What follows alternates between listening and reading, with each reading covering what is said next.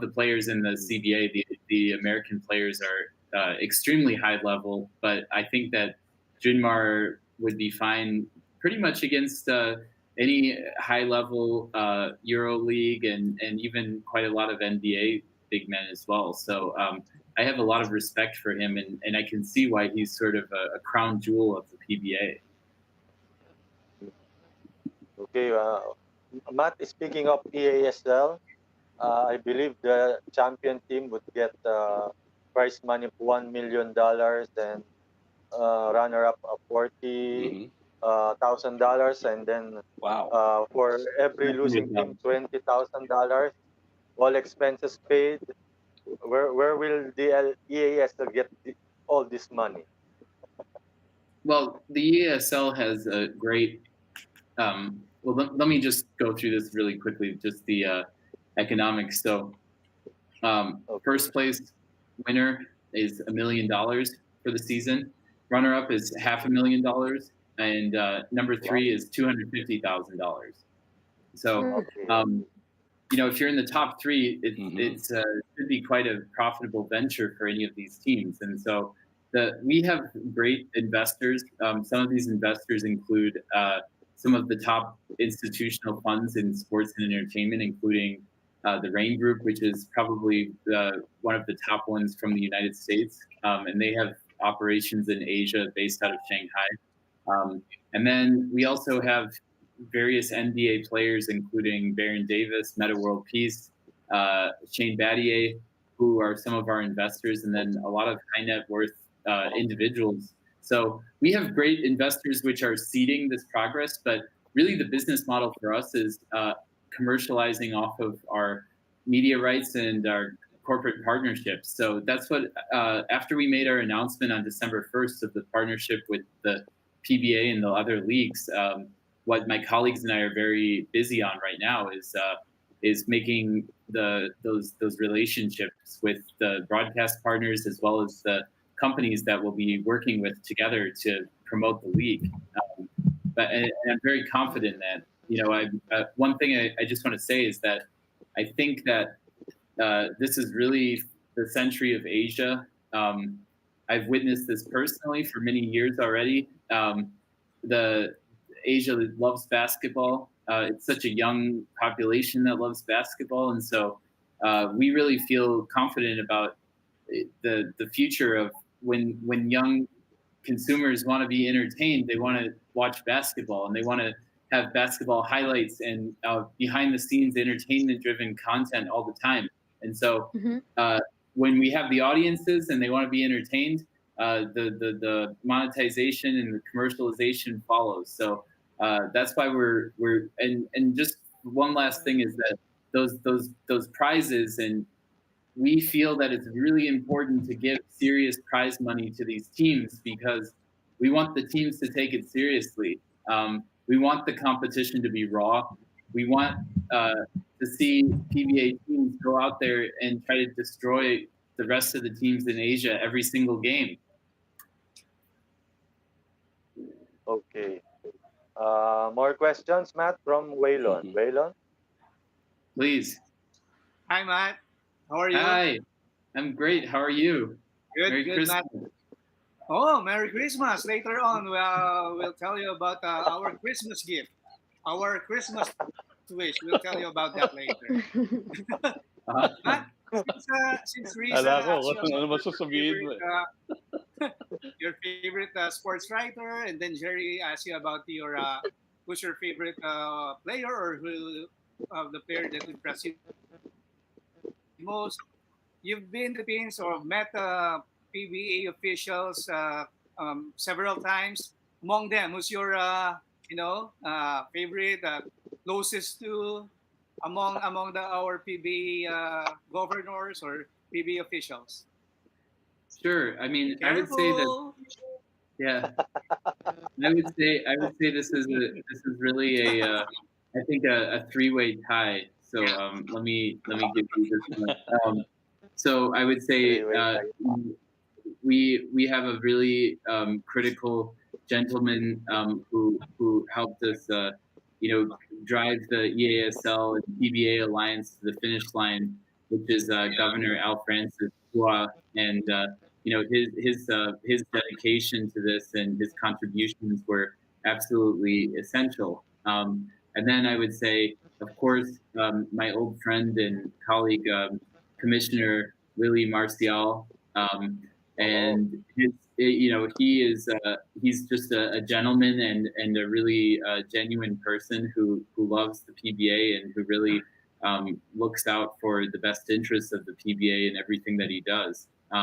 And after that, I would say that, of course, you cannot neglect mentioning Chairman Ricky Vargas is someone who is he has overseen so many different interests, whether it be with the help of the Gilas and also just a governor and really the strategic driving of the PBA and its commercialization, and he's really been a pleasure to deal with and a gentleman and a really strong professional. So I think those three guys are just they're sort of my PBA dream team, if you will.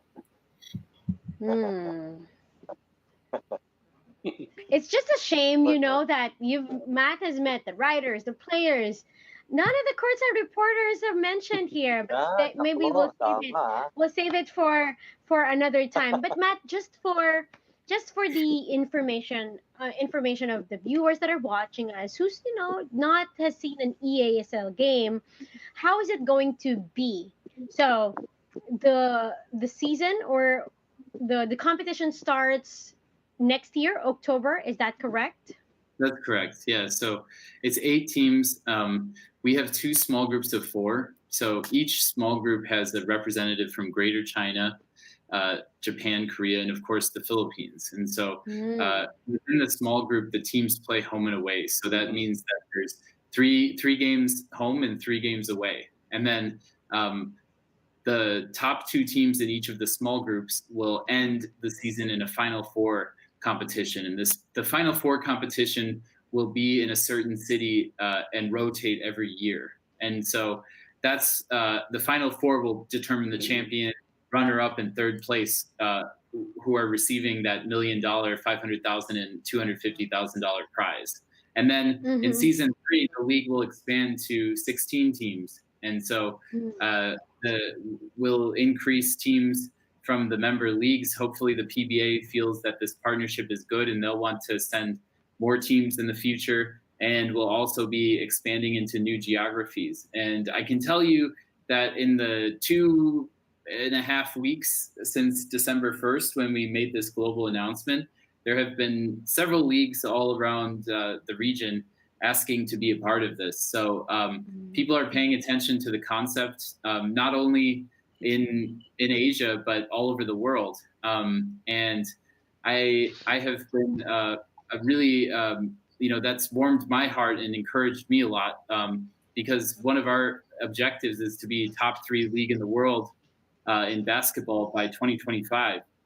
And we also want to be really Asia's first globally relevant sports league. And we want to produce stars for the whole world coming out of Asia. And by having this high level competition among the best teams in the best leagues, to really elevate the level of the game. And that's like what we're doing. And of course, for the fans, we want to deliver this really entertaining product that is built upon the regional rivalries, and to get the fans that excitement of seeing a game, an international game like Gilas versus any of the regional rivals, but on a weekly basis.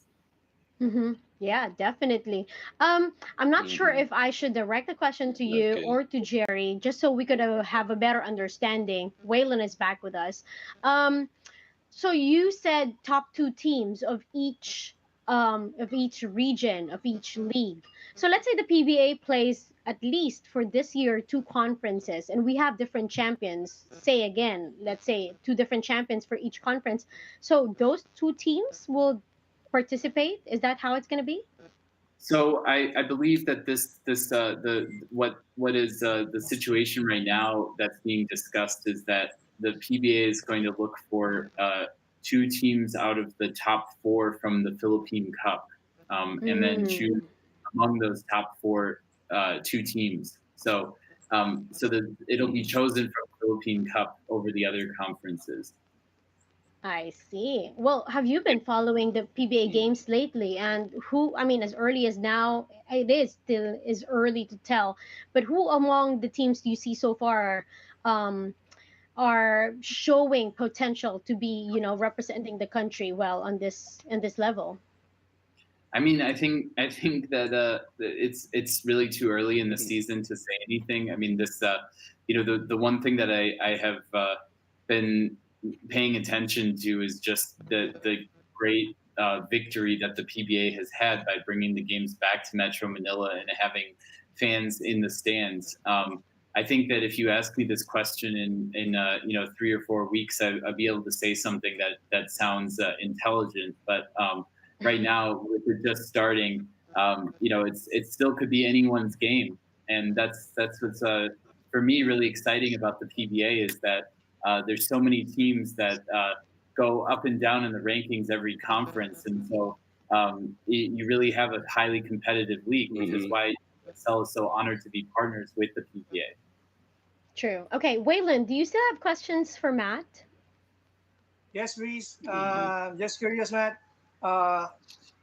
If ever the EASL returns to its tournament, will the fans be allowed to watch the games? Absolutely. I hope it's a whole gym. We want we want if you get a team from any of the other Asian countries in Araneta or in Mall of Asia, I hope they're scared. I mean, that's what we want. And we want the PBA teams to go in and we have all of the overseas Filipino fans who are in all of these Asian cities to be more numerous than the fans in that city, from that country. So that's one of the great things about working with the PBA is that we know that any gym we go into, it'll probably be at least half Filipino, if not more. Well, that's great news. Nice one, Matt. Reese? Thank you. All right. Super exciting. We can't hardly wait, and we're praying that things go smoothly because some things are beyond our control, so that we stay on track and eventually have all of these plans that we have for the EASL to prosper. Matt, your messages to the Filipino fans, invite them. Yeah, I would just like to say to all Filipino fans, really thank you very much for your enthusiasm for EASL. Thank you for loving basketball and supporting the development of the game. Please continue to support PBA teams. And what we can do is give you more exciting competition from around the region and show you new opponents for you to root against. And I'd like to say Merry Christmas. Happy New Year. 2022 is going to be a whole lot better than 2021 is. So just stay smiling, Philippines. Awesome. Maraming salamat, Matt, BEYER, or should we say, how do you say thank you? Shishi? Is it Shishi? Shishi. All right. Oh, yes, go ahead, Abak. Go ahead. Before we let go of Matt, I just got an urgent message directed at Matt BEYER. This comes from Mr. Kinito Henson, saying that he belongs to the young generation of sports writers. The Dean, and that Jerry, the Dean definitely. And that Jerry belongs. That he also belongs to the young generation. Well, I think that the dean has put me in detention, so I'll have to submit to this punishment. So thank you, Dean. But thank you, Matt, for sharing with us your time and of course all of these information, and we're so much looking forward to talking to you again. Should there be updates or anything that you wish to share, the Chasedown would always be a home to welcome you all the time. Thank All you right. so much. Merry Christmas, everyone. Thank you, Matt. Merry Christmas, Yeah, happy Merry Christmas. holidays, Matt. Send the love to your Bye. wife. All right. Bye. Thank you very much. Bye-bye. Bye. Bye. Okay. Yan, Matt BEYER, ladies and gentlemen, from the EASL. Okay, we are going to talk about other sports now kasi bukod sa basketball, syempre napakarami pa rin pangyayari sa mundo ng sports. Meron tayong kwento dito and Waylon will tell us about it, about Muay Thai. Is this our team, Waylon? Team Bagsik? Yes, Riza. Yes, tama ka. Team Bagsik. Pero speaking of Bagsik, nakaligtas sa Bagsik natin si Matt BEYER sa GCash. Di ba, pagpunta niya rito, patay sa atin sa Christmas gift yun. Pero ito, speaking of success, naku, humakot ng medalya ang Team Bagsik. Ito, after nilang maglaro sa Thailand.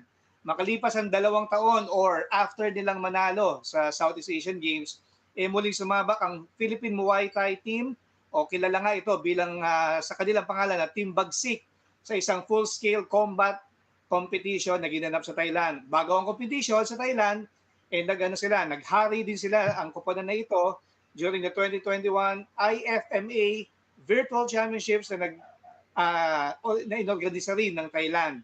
Sa isang bubble-type training camp, nag-ensayo ang ating mga atleta sa Benguet State University at nabalagi ang koponan doon upang pag-andaan ng competition diyan nga sa Thailand. Bitbit ang tagumpay during the 2019 Southeast Asian Games kung saan nag-uwi sila ng 3 gold medals, 4 silvers at 2 bronze medals. Taas doong sumabak ang mga atleta sa Phuket, Thailand. At ito nga, nag-uwi ng 4 na gintong medalya, 1 silver at 1 bronze medal ang Team Bagsik. Kaya yan, naku, haabangan natin yan yung mga future competitions pa dahil after 2019, ito maganda yung ending nila for 2021.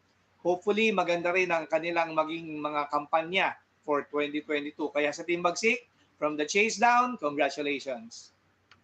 Congratulations. All right. Now we are hoping that Abba can join us soon because our next guest is ready. And again, it's also a very interesting topic at I'm sure maraming nag-aabang na sa pagbabalik ng UAAP, 'di ba? Syempre alam naman natin isa yan talaga sa mga pinakaabangan na basketball events sa ating bansa, whether you are from that school, alumni of that school, or kahit basketball fan, talaga naman kapag UAAP season, pinakaabangan din yan. Abak, yes, are we coming to, ayan, clear si Abak. Abak, go ahead, introduce naman our next guest. Yes, our next guest is from the UAAP. Speaking of the UAAP, we have the executive director of the UAAP, Mr. REBO SAGUISAG, Attorney REBO SAGUISAG. Yeah. No? Hi, sir. Good afternoon po. Hello. Good afternoon. Thanks for having me. Yeah. It's good to see you, Sir REBO. Nice to see you too. Hi. Thanks for having me. Okay. Sir, please update us on the UAP season, the coming UAP season. Well, kami naman, no, of course, we have, like you said, that I think one of you mentioned that a lot of things are beyond our control. So, kami naman, despite that, so we have the COVID situation and of course the governmental regulations. No? What people tend to forget sometimes kasi lagi kami kino-compare, no, the NBA early on, no, the NBA has started and locally the PBA, the MPBL, and all these other leagues. And yes, the UAP is a sporting event. But people tend to forget that we are also a school activity. So that said, aside from the COVID situation, we also have to work with the Commission on Higher Education kasi it is considered an extracurricular activity which has to be regulated by the, relevantly by the CHED. No? So yun na nga, nung Monday, I'm sure you've been following the news.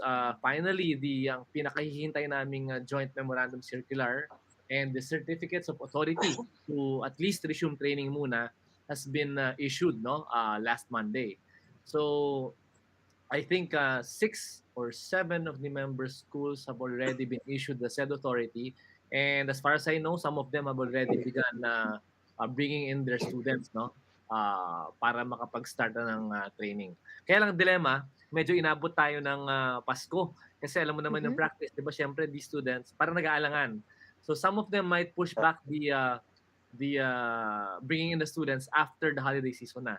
Kaya baka we're looking at we've always said naman, we've been looking at initially at February to open, and now baka maging March na siya to mid-March. Kasi we don't want to rush the students, no? Kasi baka we might be creating more problems, no? By way of injuries pag minadali mo yung mga bata. Yeah. So all things, pagka okay ang sitwasyon, we're now looking at maybe second week of March, no? To open. Some more questions, sir, before I turn you over to the others. Yung pong mga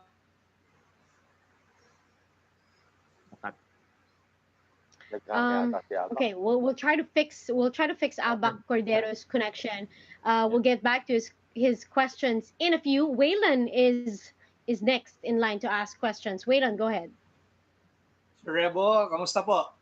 Ayos naman, ayos. Tired. Tired. No, kasi when things open up November 5, parang hyperdrive lahat eh, di ba? And traffic is back. Yes. So, yes. Hindi baling pagod, wag lang mawawala ng gana. At hindi naman ako nawawala ng gana. So, ito pa rin, laban tayo. Yeah. Correct, sir, correct. Pero sir, mukhang lahat naman nakadepende sa ano, no? Sabi mo nga kanina, nakadepende lahat yan kung ano yung mga magiging sitwasyon in the coming months, lalo na yung sa sitwasyon natin sa COVID-19. Pero as far as the UAAP, meron na ba po kayo na kahit papaano target date for the opening? Papaano magiging setup kung sakaling mapayagan na, talagang tuloy-tuloy bumaba yung kaso, then mapayagan ng after the training bubble, pwede na mag-competition. May mga target dates ba kayo? Paano gagawin competition? Bubble pa rin ba o pwede na fans? Okay. Okay, like I said, we were actually anticipating opening mga November, no? November. Kaya ang plano namin noon is to open sometime February. But like I said, the joint memorandum circular was only issued last Monday, and dahil magpapasko, baka students will be coming in only in January, so training will start only in January, for which we feel that it is safe. Dapat nga mga 90 days but siguro 75 days, so that's about the middle of March to resume competition. Yun ang target, no, ideally. So nabanggit mo kanina, what are the setup na gagawin namin. Yung sa JMC, if I can just mention, medyo minimal public yung minimum public health standards sa kanila impose, in the sense that kasi baka masyadong mabigat for the other, kasi remember that the JMC was issued for all higher education institutions. No? So they don't want to be oppressive in a sense, baka pag nag-impose ng vaccination walang maka-start, no? Kaya iba may option na walang vaccine, pero mas mahaba ang quarantine, gano'n. Pati yung testing, hindi mandatory for some. But in the case of the UAP, kami mismo, we took it upon ourselves to go for the highest possible standards. And what I mean by that is, for now, bubble, ang tinitingnan pa rin namin is a bubble with, we would require everyone to be vaccinated. And number 2, we will be, mahal no, ang testing, but we will have to go with continuous multiple testing, including RT-PCR every 14 days, more or less, and then 2 antigen tests in between. Bubble pa lang yan, so magastos din. And the member universities are willing to sign off on it. It's only to ensure the safety, the health and safety of each of our student athletes. Yung kasi importante dito nabanggit ko kanina, big distinction. You talk about the pros, those are professionals. That's their reason for being, no? They are paid to play. Itong mga to are student athletes, kaya importante to make that distinction. So at the end of the day, we really have to make sure that kahit paano talagang we practice extraordinary diligence. So kami, even if under alert level 2, a semi-bubble may be allowed, kami full bubble pa rin. Yeah. follow up lang, Sir Rebo, yung sports events, ano po ba yung naka-line up na? I'm sure volleyball and basketball, Right. inaabangan talaga yan. Pero may iba po bang makakasali na sports discipline sa UAAP? Okay, in a sense, no, I'll be happy to be transparent here kasi these are the televised sports with our partners. So yun ang aming obligations, no, to somehow make sure that men's basketball, women's volleyball, and cheer dance are conducted in whatever shape or form in season 84. Pero that said, yun nga, nabanggit mo rin pala kanina, hindi kita nasagot, no? Are we prepared or preparing for maybe to fans to come in and for other sports? Yes, we are. No, we are prepared for different scenarios. Pero at the very least, yung tinitingnan namin kung talagang knock on wood, no? If we pag alert level 5, everything has to stop. But if we go back to alert level 4, because even under alert level 4, bago mag November 5 na nabanggit ko kanina, remember that sports under a bubble type setup that was approved by the IATF pwedeng tumuloy. Kaya naman din willing kami mag-invest sa bubble setup para kung sakali, pero wag naman sana, just in case that the alert level again tumaas to 3 or 4, pwede tayong tumuloy. Kaya at the very, kasi hindi naman sa madali, no? But at least handa kami sa pinaka mahigpit, mas madali na siguro mag-ease up, no? So that said, sa sports ganun din. Nakapila naman dyan yung ibang sports. In fact, we have their budgets prepared already, approved already by the Board of Trustees. This is a matter of tingnan lang natin kung anong mangyayari. Kasi ang problema dito, since bubble nga kami, pag pinabalik mo lahat ng student athletes, edi wala na ring bubble dahil sa mo sila ibabahay, tabi-tabi na rin sila. Yun ang isang dilemma namin eh. Ng member schools rather. Anyway, sir, congratulations. Dahil, syempre, UAP and other collegiate tournaments, talagang inaabangan din yan. Bukod sa PBA, syempre, and other professional leagues, collegiate league, talagang inaabangan ng mga Pilipino yan. Riza? All right. Definitely. Okay, Jerry, go ahead. Yes, good afternoon, Attorney Rebo. Yeah, good afternoon. Yes, sir. Yes, sir, alam naman natin na may mga players tayo na during the pandemic nag-decide ng maging professional, no? Yung iba nagpunta na ng abroad para maglaro. So, how do you see yung talent level for the coming season? Will it be the same as it was 2 years ago? Well, okay, let's call a spade a spade. Siyempre, the departure of some of these big names may actually affect us, 'di ba? But sabi nga nila, when God closes the door, He opens another opportunity. So I am confident naman with the dearth of talent that we have. Meron diyang naghihintay lang ng opportunity eh. So hopefully, merong lalabas at lalabas pa rin dyan. But siyempre, I mean, the Dwight Ramses of the world, sayang din. Kaya lang, it is what it is. Sayang, we don't want to stop them naman from seeking greener patches, and we can only be happy for them. This could only mean, a bigger picture, at the end of the day, this will also be good for the Philippines, I think, and for the sport in general, kasi talagang dumiliit na yung mundo eh. Yan na yung trend, no? Globalization. We're happy that these student athletes are able to ply their wares outside. So, yun. Okay. One more thing, Attorney. Alam naman natin during the pandemic, no? Maraming mga anxieties, especially yung mga student athletes natin, no? May mga measures ba yung UAAP na i-implement para ma-address tong mga ganitong concern? Actually, it is a going concern. As this pandemic has shown, no. Actually, yun na nga eh. Sports has we now look at sports differently, no? Like we've always said, it's physical, it's exercise, etc. Well, of course it is true, but it is given na yan. But what we tend to forget and overlook is that really yung mental aspect, it's really an escape, it's freedom, and the mental benefits, no, of sport is really and even as a fan, remember what tied us over yung sunod-sunod yun. Remember the exploits of the Gilas team. sobrang ginanahan yung bansa. You have Yuka Saso, and then you had the Olympics, yung Heidelin, Marjeline, and si Nesty Petesio. Parang sobrang iba yung benefit niya for the country. So, talagang importante siya. But speaking of the mental state of the students, ano naman din, of course, it will never be the same. But continuous naman yung we have to make do with what we have. Nag-Zoom training sila.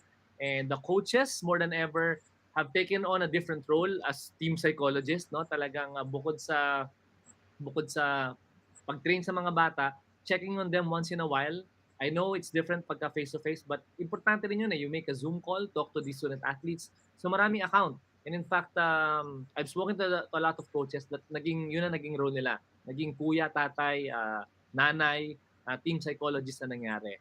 And when the bubble will be implemented, of course, importanteng may team psychologist doon. However, I also have to qualify, una naging concern yan pero yung being away from their home, siguro initially, talagang dapat pinauwi natin ng mga March 20 when the lockdown initially came in.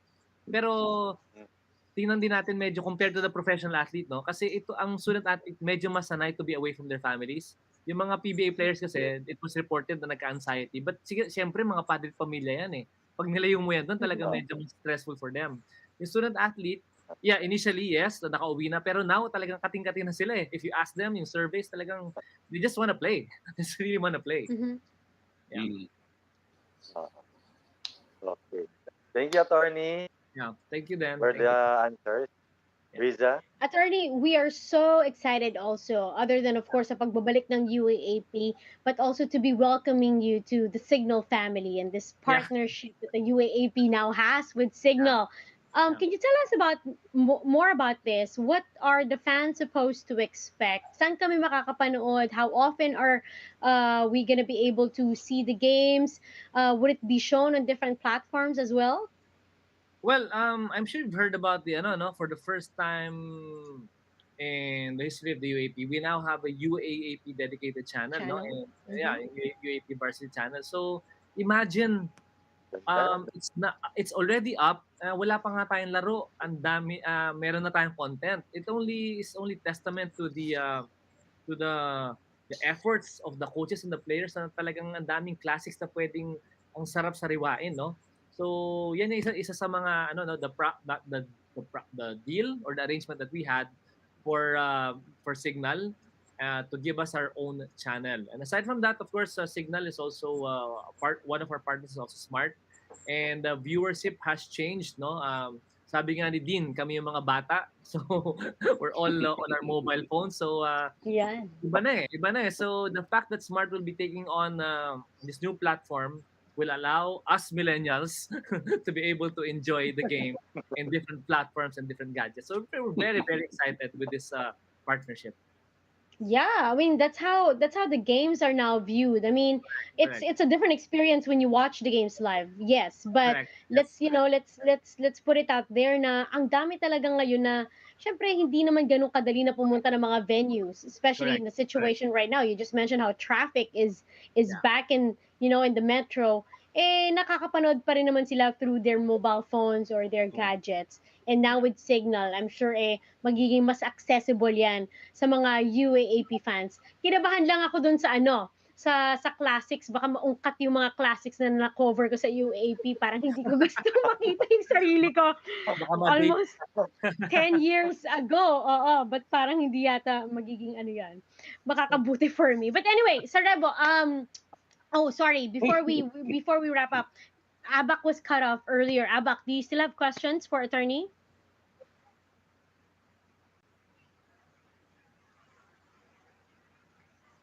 Nagkakaproblema talaga tayo ng signal sa location ni Abak because we heard it's been raining cats and dogs in some parts. I was about to ask attorney, yung po mga practice na bigla. Ayaw kami pagsalitain pag-contact ni. Nasaan siya ngayon? Visayas or nasa hindi naman Manila po nasa area. Opo. Manila area. Wala I think naghahang and bigla ko itanong to be motored. I think, attorney, ang question po ni Abak is about the Oo. practices of the teams. Yeah. Ito po ba ay, let's say, kung mag-resume na, would be closely monitored by the league para lang po ma-ensure yung adherence to the safe and healthy protocols. Yeah, yun pala, no? Not only by the league, but pero meron na rin kami self-policing, no? Again, we try, yung mindset namin here is not to do things because we are being watched upon, but we just have to do the right thing, no? Kanya-kanyang pag-iingat, ika nga. But yes, there are, siyempre, meron na rin yung JMC, what I mentioned, the Joint Memorandum Circular. Nandun yung mga rules even of CHED and the task force that once in a while have visitorial powers. So minsan biglang magpupunta yan sa mga sa mga campuses to visit, no? And the certificate of authority to conduct or resume training is subject to revocation if proven that any of these member schools have violated the terms of the Joint Memorandum Circular. But again, we don't want to go there, no? Parang ang gusto ng mga members ko is really to comply, not because it is mandated, but because it's the right thing. Yun yung mindset. Mm-hmm. All right. Thank you, attorney. There's a question, attorney. Oh, go ahead, Jerry. Yeah, actually yan, Riz. Attorney, is it feasible ba right now na magdagdag ng schools ang UAAP at this point in time? Oh, siguro again, no, not to, I cannot speak naman talaga, no, but considering the instability of the situation, parang mas magandang status ko muna, right? That's my personal view, no. Ang hirap to rock the boat under such a volatile situation. Kumbaga hindi nga pa tayo magkanda-igaga to conduct our own events under the membership, the 8 member schools. Parang we don't want to add complications. If not naman complications, but another concern, no? But baka we might be biting more than we can chew. So baka too challenging. Matuloy muna tayo. Muna select sports and under the membership ng 8 schools. But God knows, no? Open naman kami sa mga ganyan. But not a priority. Attorney, isa pa ano lang, out of UAAP lang. Sige, go ahead. Tatanungin na kita, ano ba? Nag-file ka for re-election as Makati Councilor. Hindi ko kasi nababalitaan eh. I'm actually here in the office. Kita ba? Ayun, yung flag. I'm sitting well. So, yes, I filed my candidacy for re-election, second term. Nice. Councilor lang kasi it allows me to still practice and do the UAP, which is actually my first love talagang sports, no? I live and breathe sports. Talagang yan ang frustration ko ever since. To be better than Michael Jordan. Mababa lang naman ang ambisyon ko. Thank you, attorney, and good luck, ha? Good luck sa iyong re-election. Yeah. Okay. Well, we understand because we definitely share the same interest and the same passion. At syempre, ito naman pong mga writers natin. Kahit po katulad namin ni Waylon na, we came from a different school that's not in the affiliation of the UAAP. We've been following the UAAP ever since. Wow. So that's the same sentiment I feel for basketball-loving fans ng ating bansa. Sir Rebo, mensahe niyo po sa mga student athletes, sa mga fans ng UAAP, sa mga sports fans na nag-aabang po. Well, unang-una before I go there, just like to mention that I also came from a NCAA member school, no? The SAGUISAG from San Beda. So actually, ang loyalty ko talaga siyempre, grade school, high school, diyan kumakapit eh. So pag basketball, medyo diyan ang loyalty natin. So anyway, again, thanks for the patience lang. Again, because people need to understand that more than, like I mentioned, no, ang buhay natin is sports. So ako rin mismo personally, wanted to resume. But again, remember that the student athletes are not professional athletes. So naninigurado lang naman ang CHED, ang UAAP, pati ang member schools to make sure that we're just looking after the health and safety of each and every of the student athletes. But that said, we're very happy that we are one step closer. Nakabalik na tayo ng training and we are working on the resumption of competition sometime next year. And as the previous guest has mentioned kanina, we're looking forward to a better 2022. So kapit lang and continue supporting the UAP. continue watching the UAP Varsity channel and look for the highlights of Riza, the games that she covered. So, yan. Merry Christmas and Happy New Year. Yan. Tsaka po, pahingi po ng ticket pang cheer dance. Ayun. That's one of the biggest problems I have in the UAP, yung ticket distribution. Diba? Attorney, ako nga, ang tagal ko na pong hindi nagko-cover ng cheer dance kasi po matagal na po akong hindi reporter ng, kumbaga, I've been in the PBA for a decade now. So, matagal na yung UAP days ko. Hanggang ngayon, hinihingan pa rin ako ng ticket ng cheer dance. Saan ko naman kukunin to? It's not as if we have control over these things. I don't. It's with the member schools eh. So, mahirap. And tama kayo, it's overwhelming. Again, thank you again. Thank you sa UAP community kasi isang kibot lang natin like this, no? Isang news lang na ma-mention sa UAP, the internet explodes. I mean, iba ang collegiate energy. Iba. So I'm very happy to be where I am right now. Well, it is a blessing in both. I wouldn't say it's a curse, but it's a big responsibility, sir. And you're doing a fantastic job. And we'll see more of you definitely in the next coming months, as of course the season opening draws closer. Thank you, Attorney Rebo Sagisag, for sharing with us your time this afternoon. Maraming salamat, sir, and good luck. Yeah. Thank you. Stay safe, everyone. Thank you, Attorney. Merry Christmas. Attorney. Yeah. Merry Christmas. Merry Christmas. Merry Christmas. Right. So, ayan na. we hope to have Albak Cordero back because the next topic is going to be so exciting too. In a personal note, I had tears of joy when this moment happened. And Waylon will be telling us more about it. Sir, Attorney, again, maraming salamat po for joining us. Thank you. Thank you, sir. Thank you, Attorney. All right. Bye.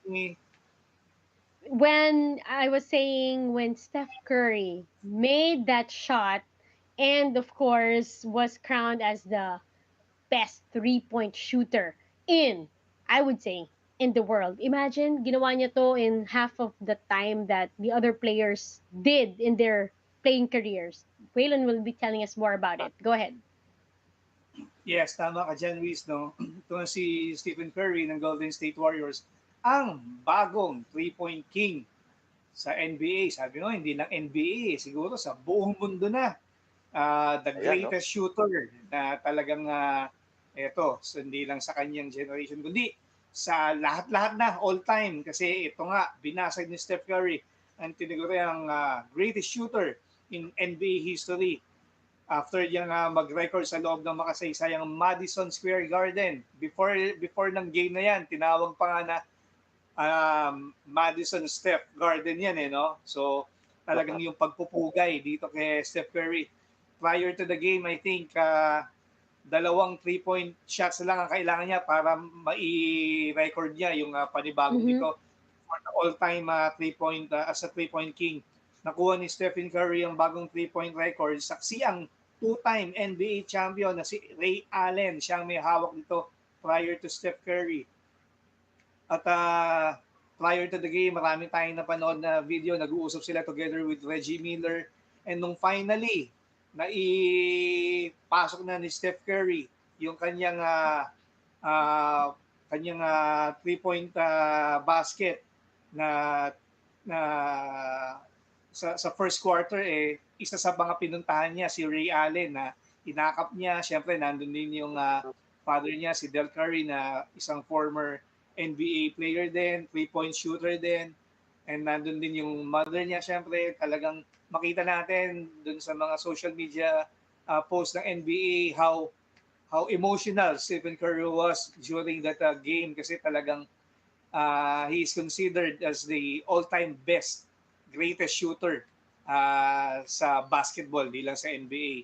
So, kayo ba napanood niyo yun? Si Rizan, mangiyak-ngiyak pa yata, sabi niya Pero ako, during that moment, talagang inabangan ko sa, syempre, NBA channel ng Signal TV. Nag-video ko kasi, di ba, parang parang you're witnessing history. Binidyo ko yung una nagtabla, yung unang 3-point shot niya tumabla kay Ray Allen, yung pangalawang 3-point shot niya nagmintis, yung pangatlo talagang doon na nagkagulo lahat when he made that 3-point basket. Ikaw, Risa, sabi mo, naiyak ka. What was your experience watching the game? I didn't get to see the full game, but I was lucky enough to see, when he actually made that shot that broke the record. And it's just that, it's an inspiring moment because we all know how Steph Curry, the Golden State Warriors, has changed the dynamic of how the game is played. How the NBA championships are won. And again, patuloy na hinahamon ng talent level ng katulad ni Steph Curry yung mga players, and that elevates of course the game to a whole new level. So talagang nakaka-inspire. And we all know that Steph is one of like the nicest guy they say in the NBA on and off the court. So it was such a moment that I know was also very much deserving to him. Kaya, ewan ko ba bakit, siguro it must be, it's just me, don't mind me, it's just the hormones. Kaya medyo emotional siguro ako about it. Just that.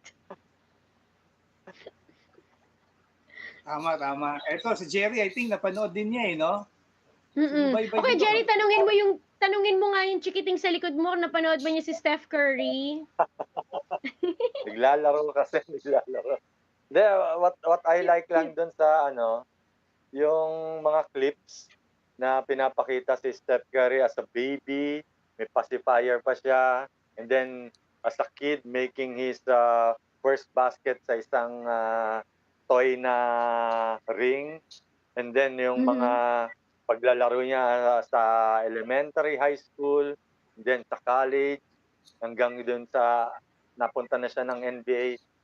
Na ano lang ako, ang ganda ng presentation ng NBA kasi they get to yung makuha lahat ng mga clips na gano'n, no? Fascinated lang ako, no, na nakikita natin paano siya nagsimula and until he reach yung apex ika nga nung playing career niya, no. So doon lang natuwa, ang ganda ng pagkaka-present nung clips after na mai-record nga ni Steph Curry yung all-time 3-point shooting record in the NBA. Yun lang. Ang lesson dyan, Jerry, Riza, yung mga anak natin, baby pa lang, record ng record. Correct. Hanggang sa nila na gusto nila. Maging kung atleta man or saan mga larangan. Yun ang record lang ng record. Tama yan. Kaya ikaw, Alright, Riza, congratulations. Oo nga. Well, now they're lucky because this day and age, it's so easy to take photos and record videos. Unlike our time, again, balikan natin, kung saan film pa at i-develop at may expose pa ang film. Nakaka-problema. So, it's quite unfortunate. But, we want to say congratulations to Steph Curry.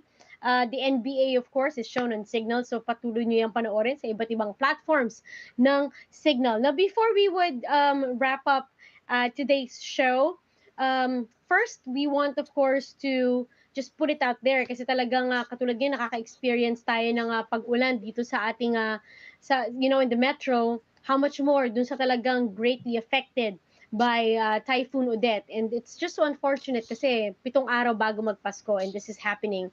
So, ang Waylon, tama, meron tayong mga efforts to be able to help our kababayans. Yes, our Alagang Kapatid Foundation Inc. or AKFI is reaching out to help our kapatids affected by Typhoon Odette. Your support will ensure that our kapatids are kept safe and feel the warmth of Christmas. Or syempre, maligayang bayanihan, kapatid, lahat yan. Ayun po, nakikita niyo sa TV screens niyo kung saan po kayo, mga kababayan natin, pwede mag-donate para sa ating mga kapatid na, tama Riza, yung talagang apektado ng bagyong Odette.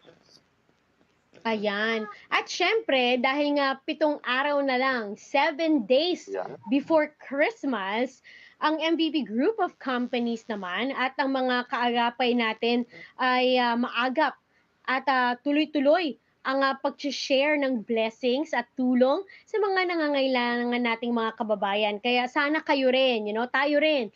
Join us in the Maligayang Bayanihan movement and spread joy, hope and help change lives.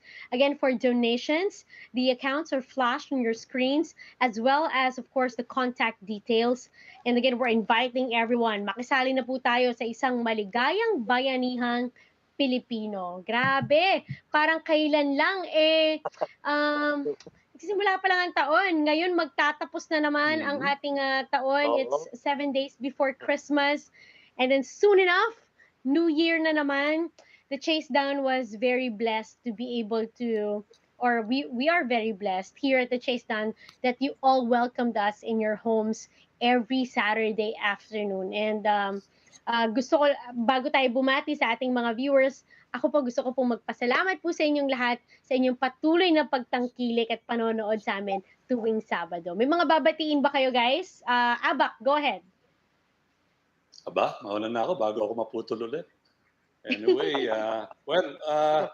salamat to everybody, all the people behind this show. Salamat for another year. And to the readers, watchers, listeners, salamat din po sa inyo. And my co-host, salamat din po sa inyo. And ako ngayon, babate. Happy birthday to my dear old friends, Sylvia and Ramon Lac.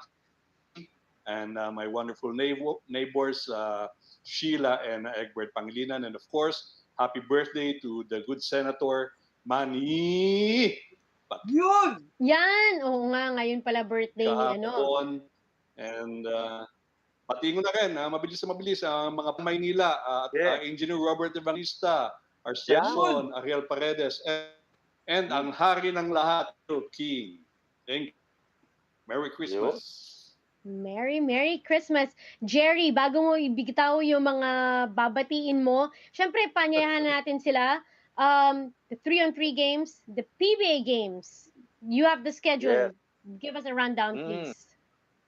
Oo. Ngayon, actually, is ongoing. Terra Firma versus NLEX sa Smart Araneta Coliseum. After, I think, first quarter lamang ang NLEX by 3 points. No?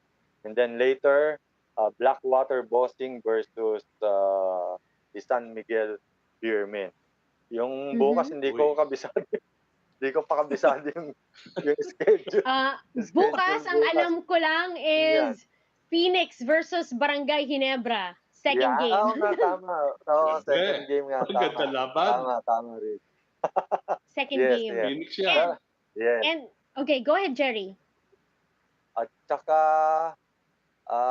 yung 3x3, yung final leg will be this Monday and Tuesday, 2 to 8 p.m. dyan sa Smart Araneta Coliseum. Allowed din ang mga fans, pero kailangan fully vaccinated and dalhin nyo pa rin siyempre yung vax card nyo at one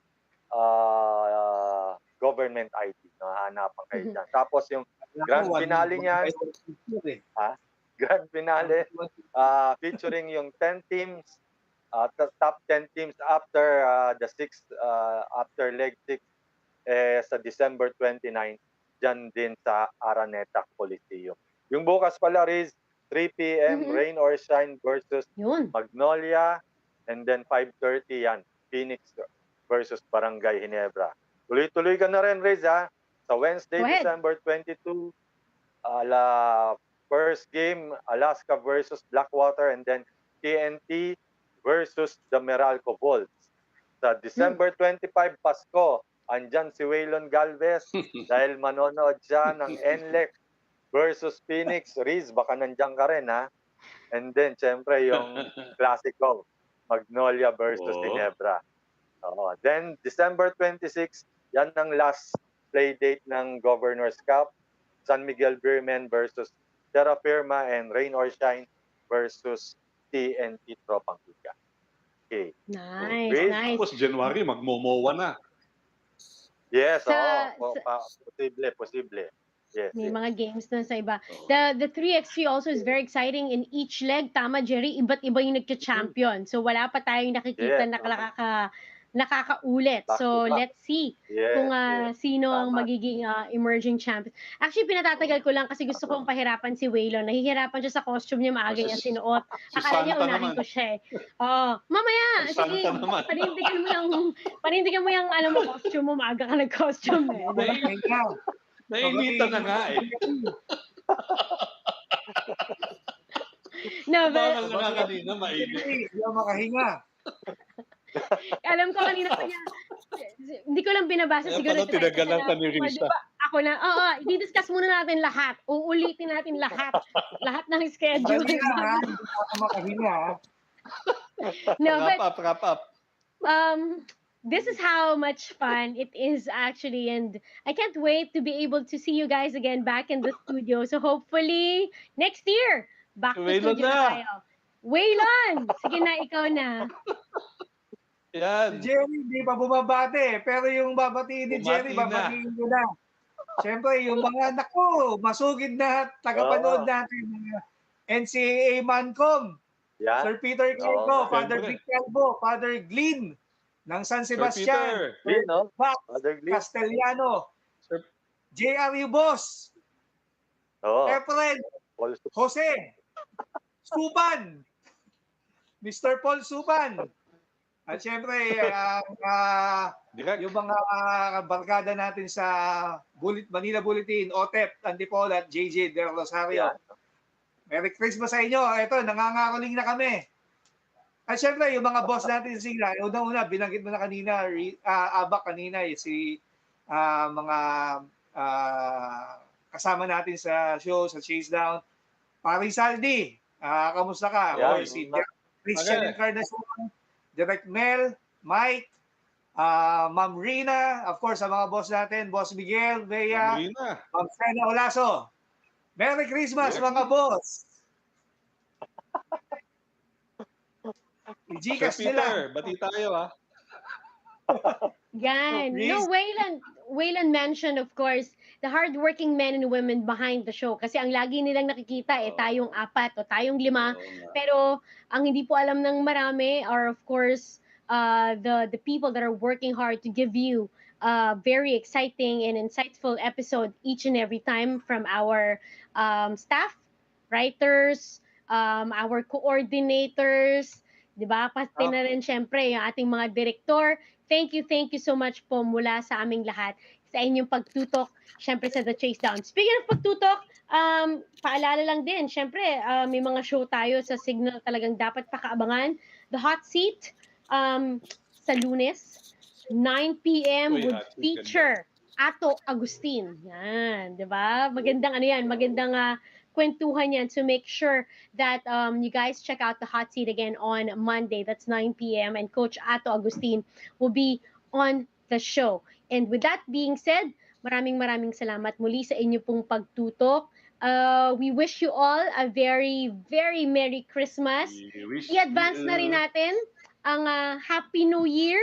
Diba? I-advance na natin ang Happy New Year. Tama. At lagi pong tandaan, syempre, kahit nga gusto na nating mag-enjoy to the fullest ngayong Pasko, paka-alagaan po ang ating mga kalusugan para magtuloy-tuloy po ang ating magandang paglaban dito sa pandemic ito, and hopefully, things are gonna get really better. Jerry, wala ka na bang babatiin from na miss out ni Waylon kanina? Baka meron pa tayong mga natira? Hindi, yung mga regular lang natin, viewers natin, sila Julian Lapid, Gab Gab Pereira, Alex Fuentes, Dan Cordero, laging nakatutok sa atin yan eh. Through good times and bad, no? Sabi nga nila. Siyempre, Sir Joey Romasanta, Sir Ruben Roque, Congressman! ang attorney. Ang attorney namin ni Waylon, si attorney Jonas Cabochan. Attorney, yung video mo, na kay Waylon Galvez. Oh, also, we want to thank yung mga naging guest natin for this year. We've had a very, very great roster of guests. And we couldn't be more thankful sa kanilang, sa kanilang generosity for their time. So maraming salamat sa lahat ng mga naging bisita natin dito sa the Chasedown. So I guess that's it. We're going to wrap up the show. Again, we wish everybody happy holidays, Merry Christmas, and Happy New Year. Mula po sa ating And mga ka-chasers, Happy New Year. Alba Cordero, Waylon Galvez, Jerry Ramos, and of course, Zaldi Perez, along with the hardworking men and women of the Chasedown. Ako po si Riza Diaz, at makita-kita po ulit tayo sa susunod na episode ng Chasedown! Chasedown! Yes, Bye, guys! Sa See you dagat tayo guys! sabay-sabay eh. Merry Christmas! Merry Christmas!